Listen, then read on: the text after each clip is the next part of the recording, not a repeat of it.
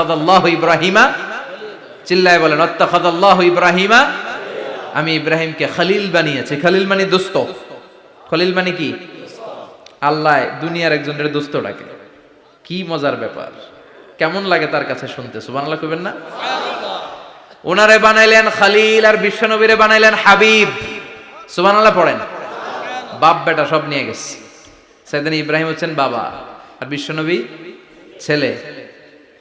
বিশ্বনবীর অনেক উপরের পুরুষ হচ্ছে সাইয়েদনা ইব্রাহিম। তো এটা পরদাদা না, বাবা না? বিশ্বনবী বলতেন আনা দাওয়াতু আবি ইব্রাহিম, আমি নবীরে পেয়ে নাসানাসি করো, আমি তো ইব্রাহিম আলাইহিস সালামের দোয়ার ফসল।